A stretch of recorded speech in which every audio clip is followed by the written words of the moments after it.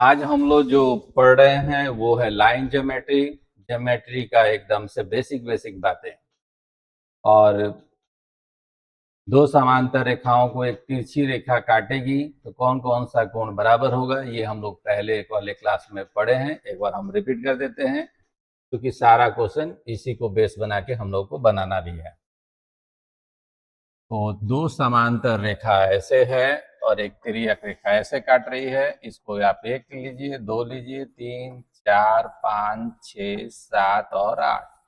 तो हम लोग बोलेंगे कि कोण ए बराबर होगा कोण 5 के, ये वाला इसके बराबर होगा। इसी तरह कोण 4 बराबर में आप कोण 8 लिख लीजिए। इसी को इस साइड फॉलो करवाइए। तो आप बोल सकते हैं कि कोण 2 बराबर होगा कोण 6 के, और फिर बोलेंगे कोण 3 बराबर होगा कोण 7 के। ऐसे एक ही ओर के संगत कोण है ये।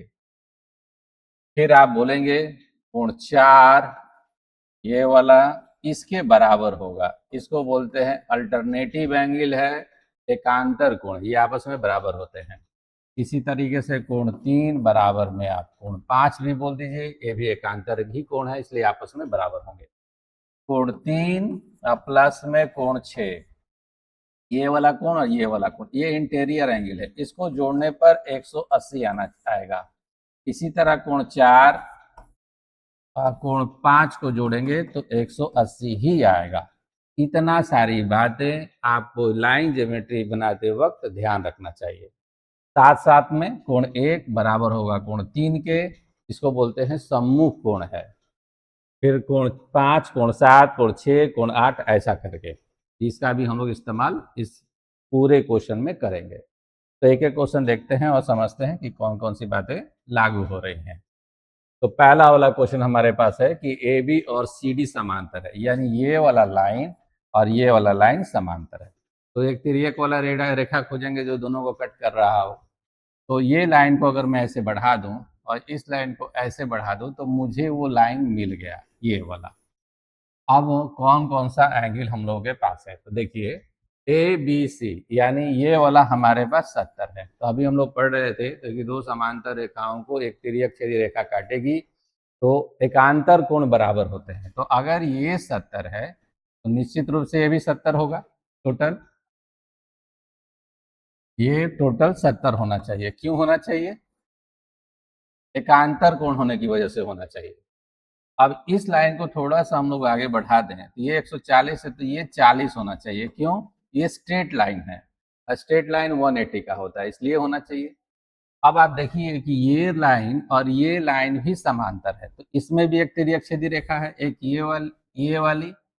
तो ये अगर 40 है तो अल्टरनेटिव एंगल होने की वजह से ये 40 होगा। फिर से वही कॉन्सेप्ट। तो अगर ये 40 है और टोटल 70 था तो हम 70 में से अगर 40 को घटा दें तो ऊपर वाला क्या मिलेगा? 30 डिग्री मिलेगा।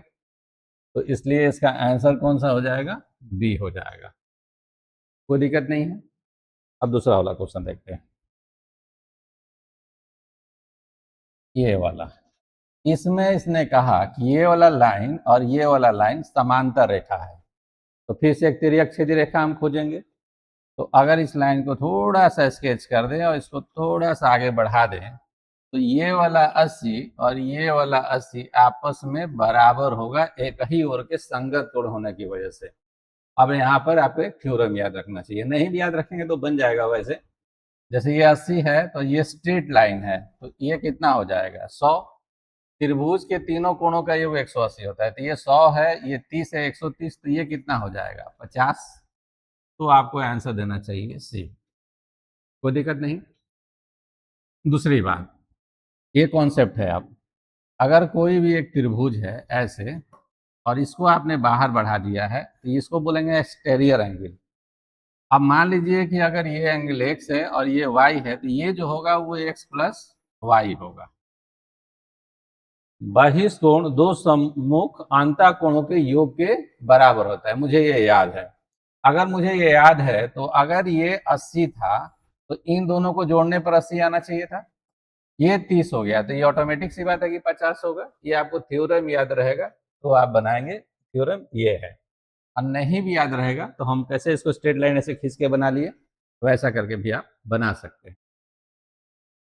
तो इसका भी आंसर क्लियर हो गया, x बराबर 50 यहाँ हम दे चुके हैं। अगले क्वेश्चन की ओर चलते हैं। यहाँ है, यहाँ देखिए ये दोनों लाइन समांतर रेखा है, तो मुझे एक तिर्यक छेदी रेखा चाहिए। तो ये वाला लाइन ऐसे बढ़ा दिए, इसको थोड़ा सा ऊपर बढ़ा दिए। अगर ये 70 है तो निश्चित रूप से ये भी 70 होगा, तो यहाँ 70 कर दीजिए। ये एक स्ट्रेट लाइन है, तो अगर ये 120 है तो ये कितना होगा, 60 होगा। अब ये 60 है और ये 70 है तो 130, तो ये कितना होगा, 50 हो जाएगा। कोई दिक्कत नहीं। तो हम लोगों को मालूम चल गया यहाँ पर पूछा था एक्स वाई जेड ये वाला है, ये हमारे पास हो जाएगा 70। एक्स वाई जेड नहीं, वाई एक्स जेड पूछा है, वाई एक्स जेड यानी ये वाला पूछ रहा है, तो आपका आंसर हो जाएगा बी। कोई दिक्कत नहीं है। इसको आप एक दूसरे तरीके से भी बना सकते थे, और वो ये है कि अगर ये 120 है तो ये टोटल 120 होगा। ये वाली तिर्यक छेदी रेखा है, ये 120 तो ये 120, ऑलरेडी ये 70 था तो ये कितना हो गया, 50। ऐसे भी इसका आंसर हम लोग 50 दे सकते थे। नेक्स्ट ये वाला देखिए आप। अब यहां पर क्या है कि ए बी और सी डी ये वाला लाइन और ये वाला लाइन समांतर रेखा हो गई, और एक तिर्यक छेदी रेखा ऐसे इसको कट कर रही है। अब आप देखेंगे कि अगर ये वाला 80 है तो ये टोटल 80 होना चाहिए। यहाँ पर 35 है तो यहाँ पर कितना हो जाएगा, 45 हो जाएगा। हम लोगों को चाहिए क्या, इसमें के एच डी चाहिए, तो हो गया के एच डी 45 डिग्री, यानी ऑप्शन नंबर सी। और किसी चीज का हमको कोई जरूरत नहीं पड़ा। क्यों नहीं पड़ा, एक ही और का संगत कोण वाला कॉन्सेप्ट इसके ऊपर लागू कर गया।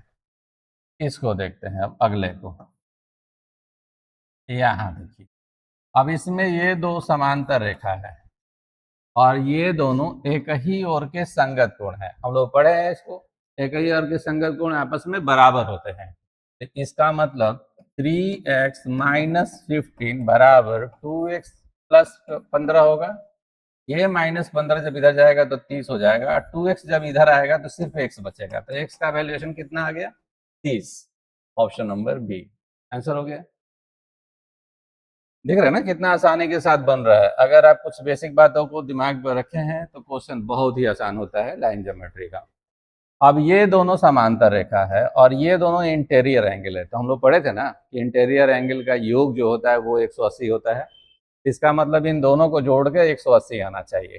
तो 3x प्लस में 5 लिखेंगे, प्लस में 4x लिखेंगे और बराबर में 180 कर देंगे। तो 4 और 3 ये 7x हो गया, और इधर 175 हो गया। 7 से कटा दीजिए, 25 बार में ये कट गया। x का वैल्यूएशन 25, ऑप्शन नंबर ए दीजिए, आपका आंसर हो गया। इसके बाद आप इसको देखिए, ये आ रही है, इसमें कौन सा समांतर रेखा है, ये दोनों समांतर रेखाएं हैं। तो ये वाला एंगल और ये वाला एंगल आपस में बराबर होगा, हम लोग शुरू में ही पढ़ रखे हैं। तो ये 85 हो जाएगा। तो अगर ये 85 है और ये एक स्ट्रेट लाइन है तो यहां से लेकर यहां तक निश्चित रूप से 95 होगा, कोई दिक्कत नहीं है। ये 115 है तो अंदर वाला कितना हो जाएगा, 65 हो जाएगा। ये वाला कितना हो जाएगा, 65 हो जाएगा। अब ये और ये इन तीनों को जोड़ने पर 180 आना चाहिए। तो 95 और 65 तो क्लियर है, इन दोनों को जोड़ दीजिए आप, तो 160 आएगा। तो बचा कितना, 20। तो इसका वैल्यूएशन कितना हो गया, 20 डिग्री हो गया, यानी ऑप्शन नंबर सी दीजिए आप। बहुत इजी है, बहुत आसान है। बस आप वो समांतर रेखा को तिर्यक छेदी रेखा काटती है और कौन कौन सा एंगल बराबर हो सकता है वो आप याद कर लीजिए। ये सारे क्वेश्चन आपको बहुत आराम से बनेंगे। अब एक लास्ट क्वेश्चन, ये यहाँ देखिए आप, इसमें ये दोनों समांतर रेखा है और इसमें मुझे कोई तिर्यक सीधी रेखा दिख नहीं रही है। तो मैंने क्या किया, इन दोनों के समांतर एक और रेखा मैंने अपने मन से बना लिया ऐसे। अब ये वाला एंगल और ये वाला एंगल बराबर होना चाहिए अल्टरनेटिव एंगल होने की वजह से, तो वो आर हो गया। अब ये दोनों जोड़ के यहाँ वाला और यहाँ वाला ये दोनों जोड़ के 180 होना चाहिए था। जबकि ये P है, तो निश्चित रूप से ये 180 माइनस P होना चाहिए। अब इसको और इसको अगर हम जोड़ेंगे तो ये Q के बराबर होना चाहिए, क्योंकि ऑलरेडी वो पहले से Q है। तो हम यहाँ लिखेंगे 180 माइनस P और प्लस में R और बराबर में Q लिखेंगे, क्योंकि ये ऑलरेडी यहाँ पे पूरा एंगल Q देके रखा है। अब इसको सोल्व कर देंगे, तो ये माइनस P जब उधर जाएगा, 180 को यहीं रहने दीजिए, तो Q प्लस P हो जाएगा। अब प्लस R जब उधर जाएगा तो माइनस R आ जाएगा। ये वाला देखिए, यहाँ पर ये क्वेश्चन के डिमांड में है, यही आपको चाहिए था और यहाँ पे हम लोगों ने वो निकाल दिया। इसका वैल्यूएशन कितना आया? 180, यानी आंसर दीजिए डी। उम्मीद है कि आपको मेरी सारी बातें बेहतर तरीके से समझ में आई होंगी। अगला जो क्लास हम लोगों का होगा वो त्रिभुज से रिलेटेड होगा। ये सारी बातें तो वहाँ यूज होंगी ही होंगी, और कुछ और नई बातों को हम लोग समझेंगे, कुछ थ्योरम्स हम लोग दिमाग में रखेंगे जो हम लोगों को बहुत जल्दी बना के देगा। तो मिलते हैं हम लोग अगले क्लास में त्रिभुज वाले क्वेश्चनों के साथ। बहुत बहुत धन्यवाद आप सभी का।